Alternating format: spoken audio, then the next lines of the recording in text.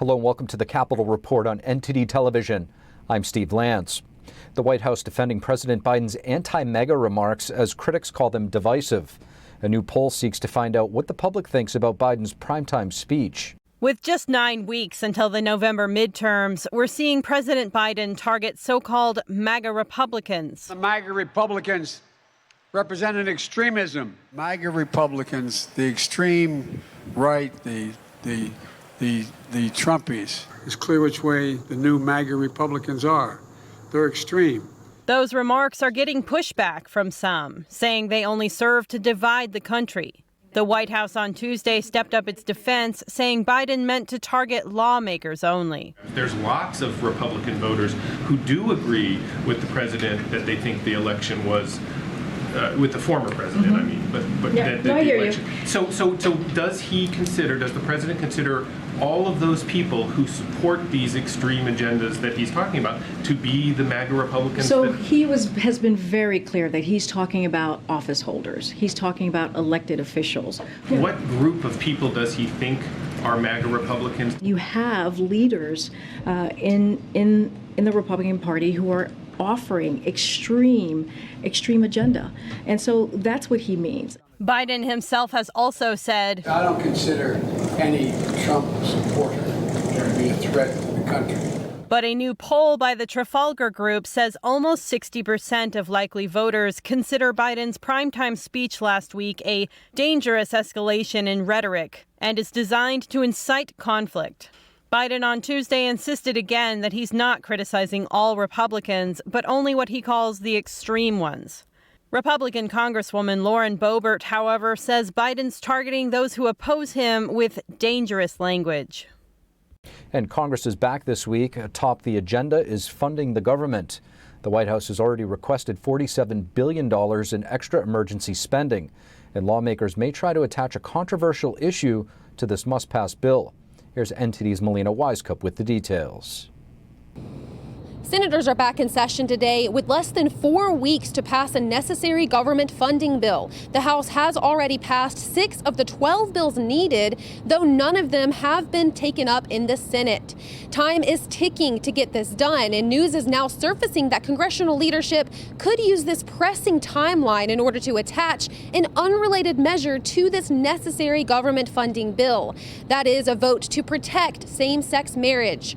Senate Leader Chuck Schumer has vowed to hold a vote on marriage equality without specifying exactly when he plans to bring it to the floor. So far, 3 Republican senators have publicly said they'd vote yes. The House already passed the Marriage Equality Act with the overwhelming support of 47 House Republicans. And now, how many Republican senators are willing to vote for such a measure? The answer could soon become clear if leadership does decide to attach same-sex marriage to a temporary government funding bill. Adding to the to-do list for this annual funding bill, the White House has requested tens of billions of dollars in emergency funding. From aid to Ukraine, pandemic relief, and other items. This process, of course, needs to be bipartisan. $22 billion for COVID-19, $4.5 billion to fight monkeypox at home and abroad. Over $11 billion for Ukraine, with $2 billion to offset the rise in domestic energy costs.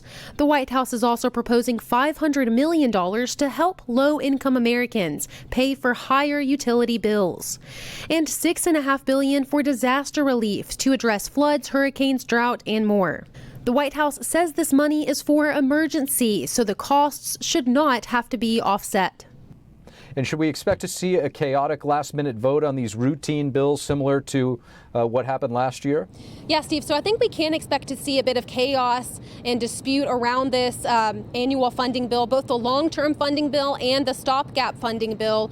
And that's for a couple of reasons. One of the main reasons is because we are in an election cycle, so we can expect to see lawmakers wanting to use every opportunity they can get to message to their voters. Another speed bump we can see here is Republican pushback against against COVID relief specifically. We know a couple of months ago they were pushing back against this supplemental funding for COVID relief, saying that much of the money that was granted in the previous COVID relief funding was used for purposes unrelated to the pandemic. Republicans were also wanting to make sure that any new spending for COVID is offset, the cost of that would be offset. But now with the White House saying that they don't think it's necessary to offset the cost for new emergency spending, this could really leave some room for Republicans to push back strongly, and we can't expect them to be quite vocal about this. But with that being said, it is an election cycle. Midterms are right around the corner, just a few weeks away. So lawmakers do want to get back home to make sure they're continuing to campaign.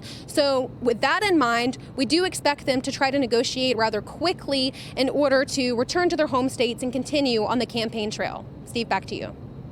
One of the major primary races in Massachusetts is the Republican gubernatorial race. Trump-backed Jeff Deal is likely to beat businessman Chris Doty. Deal announced his candidacy before incumbent Governor Charlie Baker decided not to seek re-election. It would not have been hard for Baker to secure a third term had there not been a tough primary opponent. When Trump endorsed Deal last year, he called Baker a rhino, Republican in name only. Baker appears to have become more popular among Democrats than within his own party. Deal will have a tough race against Democrat Maura Healey, the state's attorney general. Massachusetts has elected moderate Republican governors, including Mitt Romney, but is largely a Democratic state. Currently, all 9 congressional seats in the state are held by Democrats.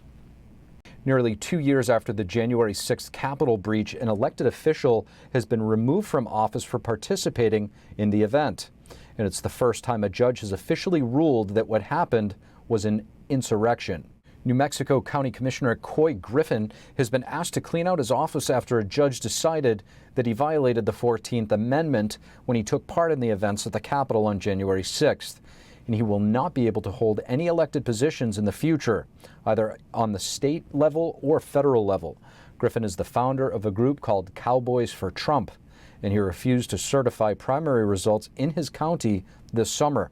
He was found guilty of trespassing on U.S. Capitol grounds earlier this year. Special master candidates are due on Friday for former President Trump's legal team and DOJ prosecutors. That's an order from U.S. District Judge Aileen Cannon. The special master will filter out documents covered by attorney-client privilege or executive privilege taken from Trump's home during the FBI raid. But some federal agents may still be working on the case despite being exposed to this potentially privileged information, according to a new court filing. She said there were no apparent steps taken to separate what she called 2 tainted members of the investigation team. She added that an indictment based to any degree on property that ought to be returned would destroy the Justice Department's reputation. Another judge says granting a special master for executive privilege is unprecedented.